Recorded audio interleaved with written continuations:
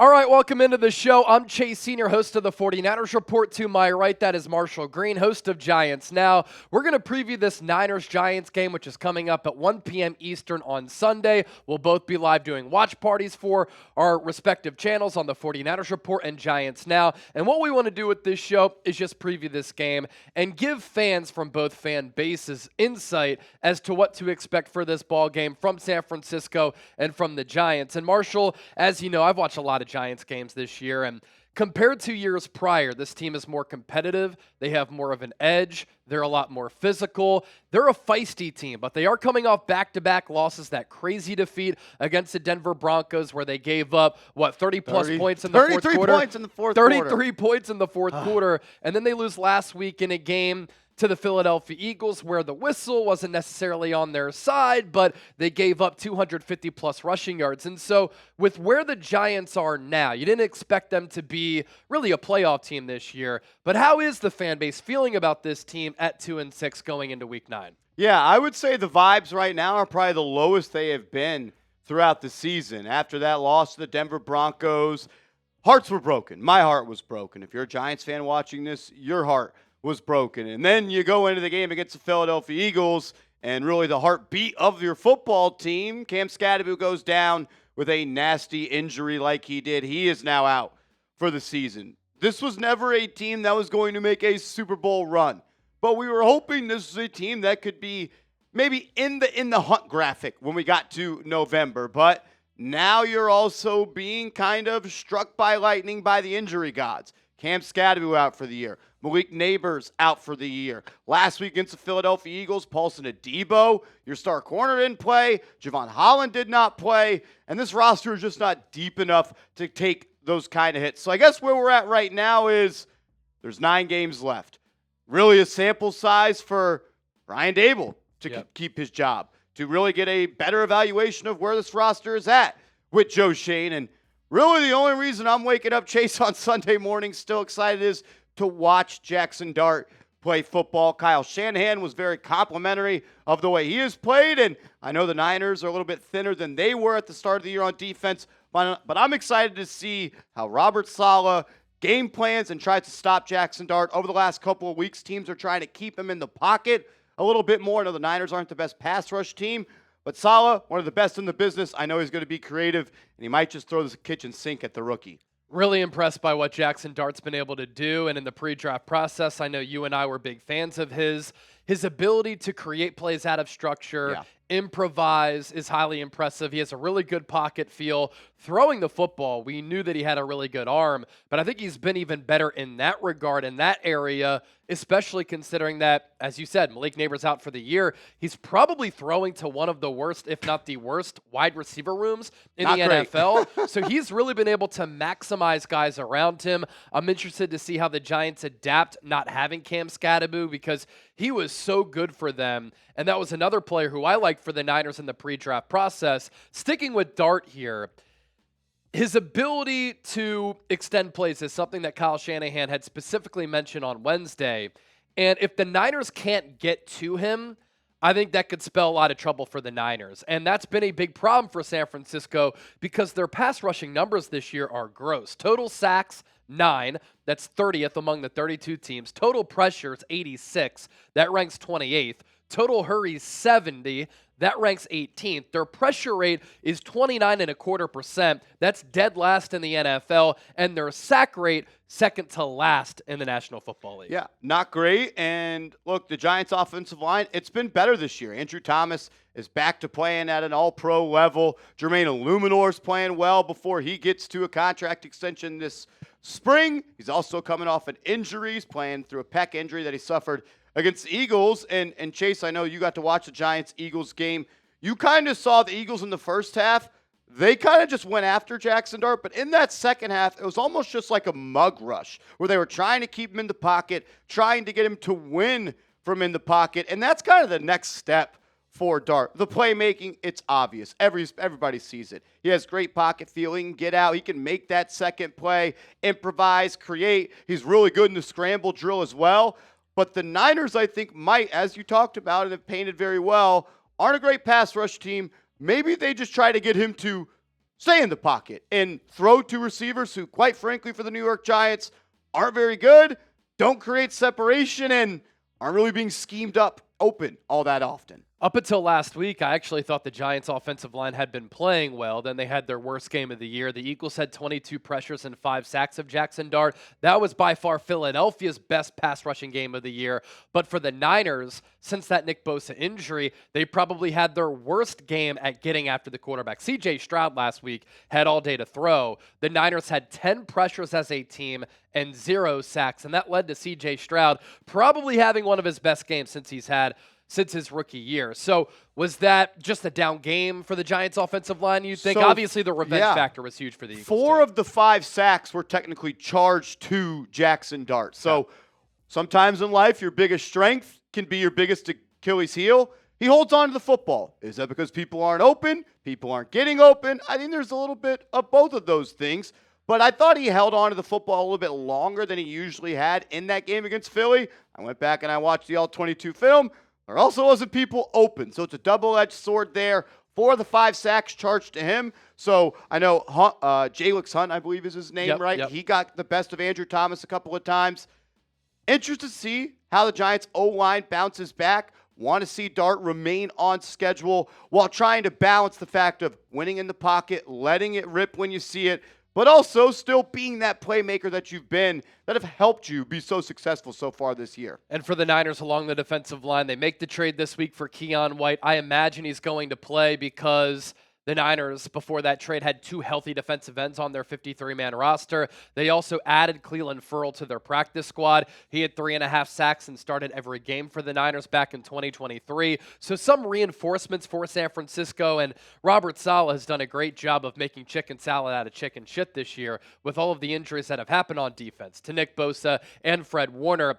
Against Houston, though, that was one of the games where everything that he called, everything that he devised and drew up, it just didn't work. And when the Niners blitzed, they got exposed on that back end. Sticking with the defensive line, but for the Giants, one of the biggest concerns that I have in this game from the Niners standpoint, we're not sure who's going to play at quarterback.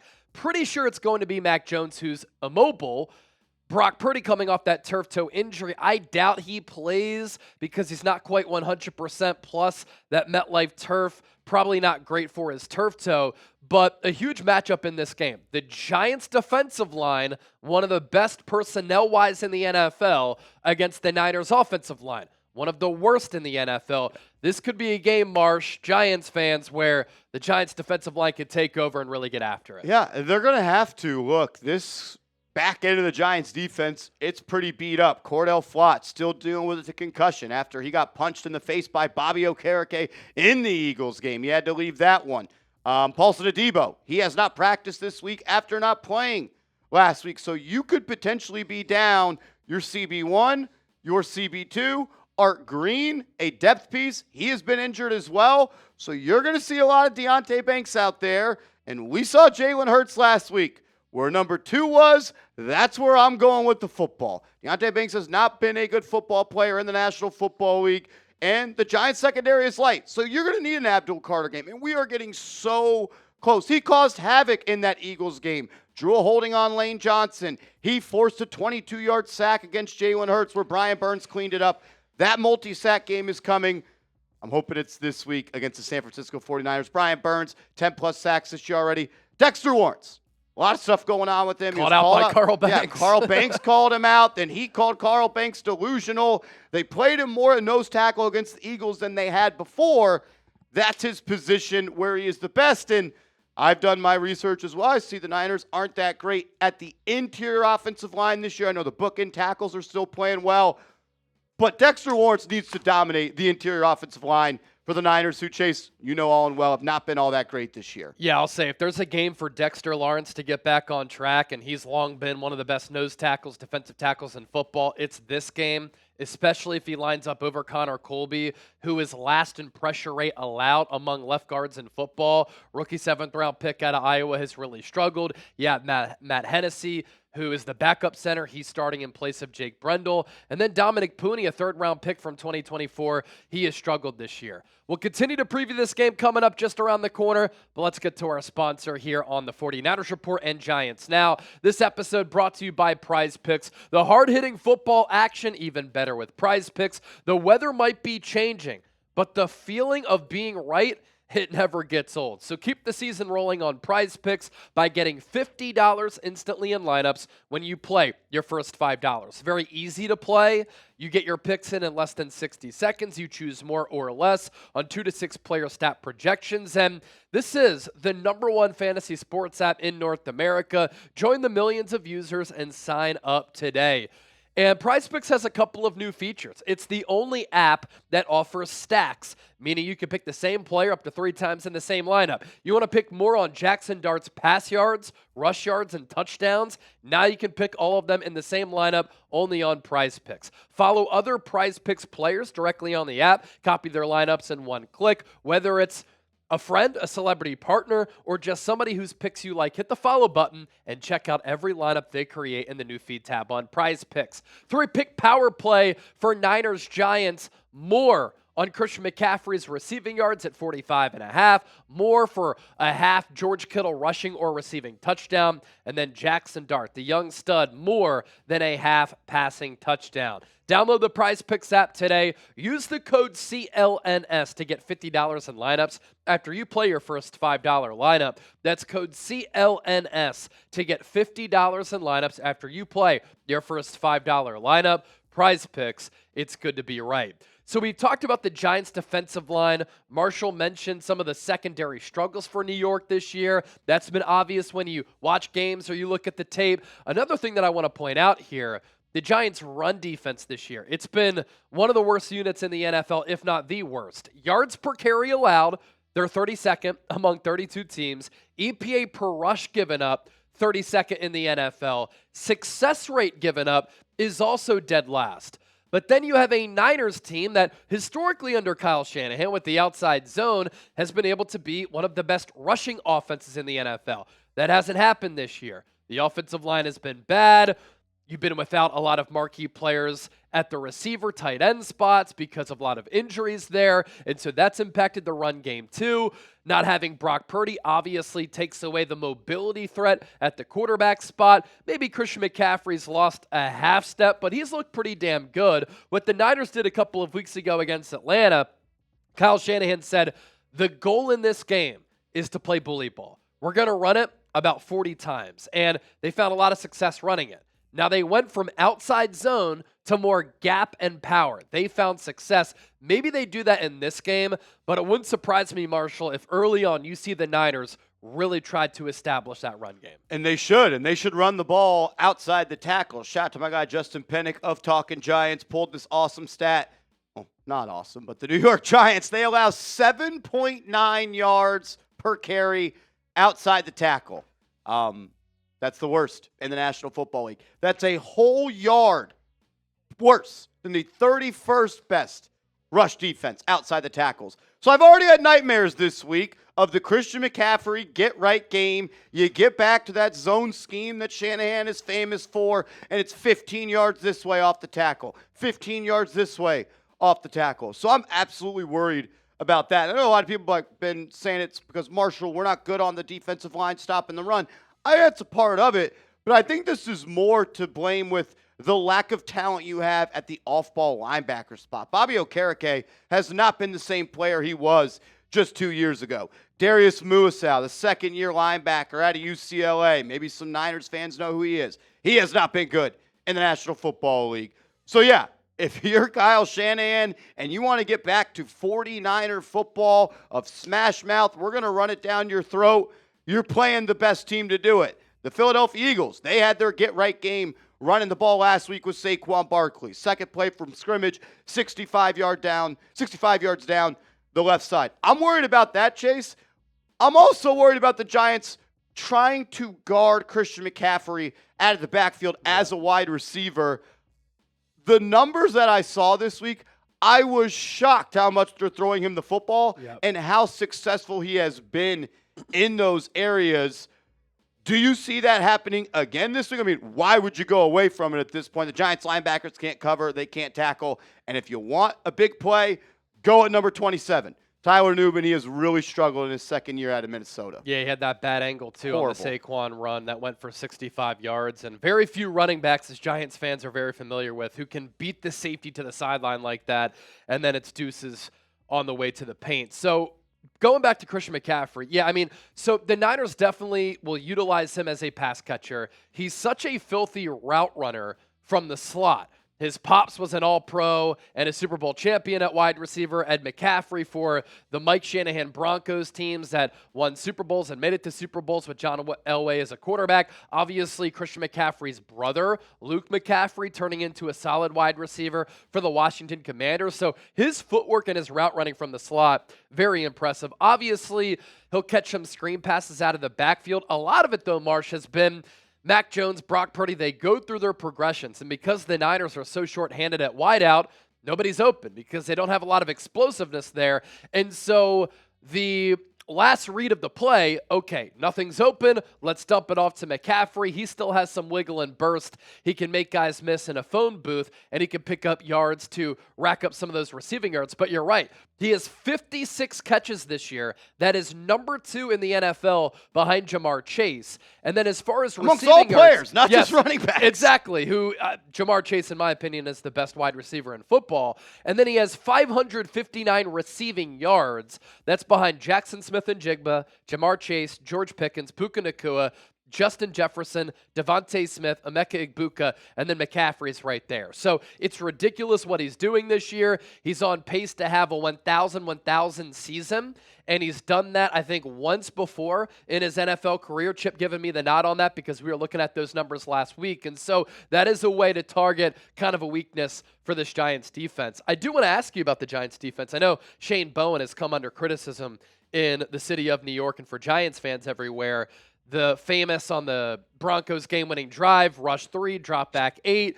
Has that just been a consistent problem, just play calling and scheme that doesn't really make sense in the moment of games? Yeah, I mean, you go back to the game against the Dallas Cowboys in week 2. You should have closed that game out where Dak Prescott throws an 18-yard ball up the seam to get you in field goal range. The game against the Denver Broncos.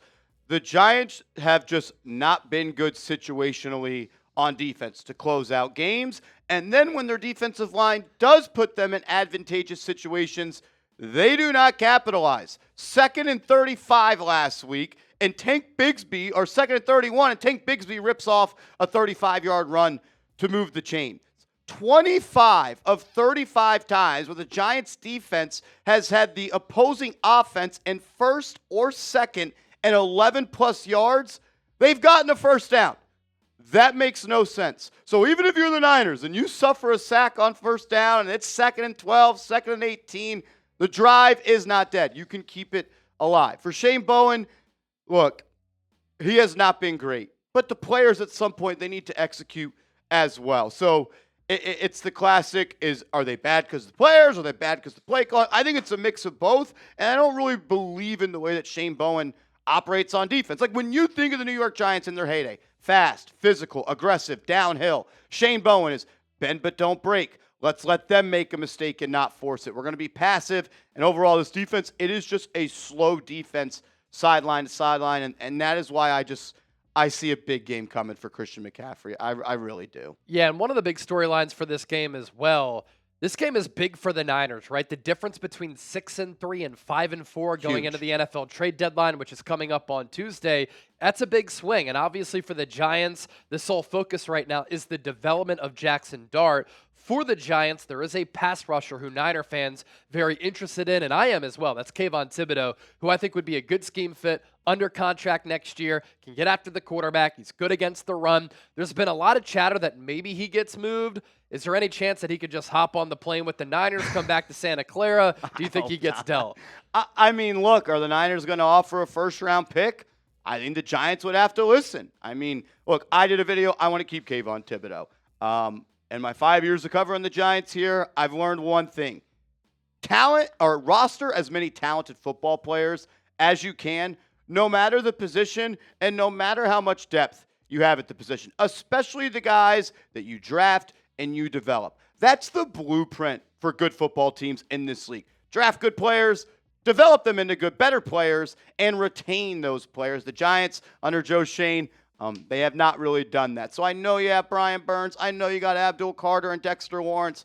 But Kayvon Thibodeau is a good player. He's having his best year in the NFL. There's a reason other teams want him now, because he's playing good football. I'm hoping I see Kayvon Thibodeau maybe sack Mac Jones a couple of times. And, Chase, I wanted to ask you, in the, 6 games Mac Jones has actually started this year, I didn't even realize it was that high. What has he done well when the offense looks good with the Niners with Mac Jones? How are they moving the ball? How are they putting up points? They're 4-2 in the games he started this year. So I think if you're a Niners fan, you could say it better than me. You got to be pretty happy with the way he's played. And I think Giants fans may be looking at it, oh, Mac Jones, we got to win. I would kind of pump the brakes on that.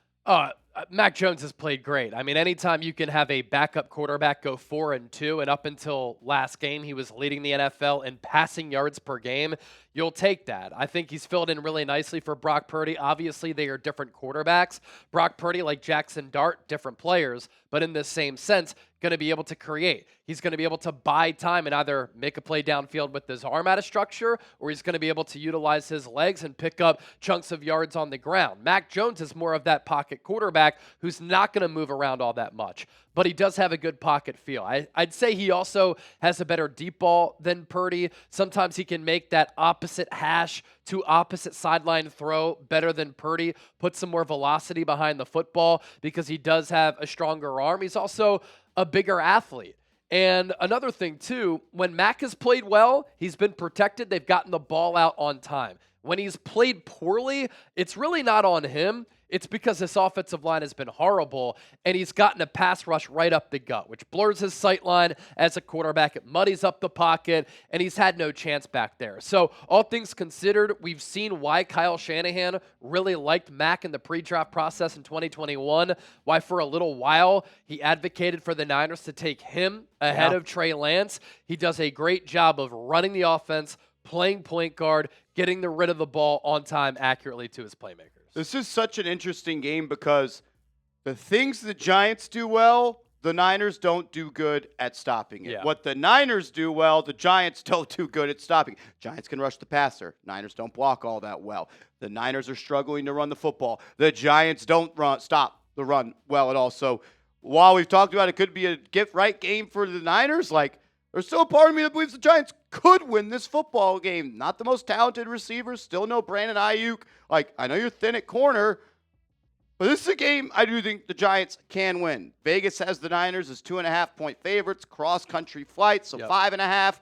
Early body clock game for them on the West Coast. Yep. I could see us going multiple ways. I expect McCaffrey to have a good game, but what if Dexter Lawrence comes out and dominates a weak interior offensive line? He muddies up that pocket for Mac Jones, and he can't escape. That's kind of where the Giants have been burned sometimes. We've seen Dak Prescott extend plays. We've seen Jalen Hurts extend some plays. We saw Bo Nix extend some plays. So, look, I think if I had to bet, I would maybe lean towards the Niners, but I might hedge and put some money on Giants' money line as well. Look, the 2 games that Mac Jones has lost as a starter, against Tampa Bay, against Houston. What did those 2 teams do very well? They were relentless in getting after Mac Jones, beating up on an inferior offensive line. So there is certainly a reality here in which this Giants defensive line, personnel-wise, one of the most talented groups in the NFL, they can take over this game. And it would surprise me if the Niners lose this game. I do think it's going to be a close one. We're both going to be live for watch parties on our channels. Giants Now, San Francisco 49ers Report. Been having a blast doing these previews, bringing in a different perspective from some great talented people here at Chat Sports. Hopefully you enjoyed it too, and subscribe to our channels. We'll see you Sunday.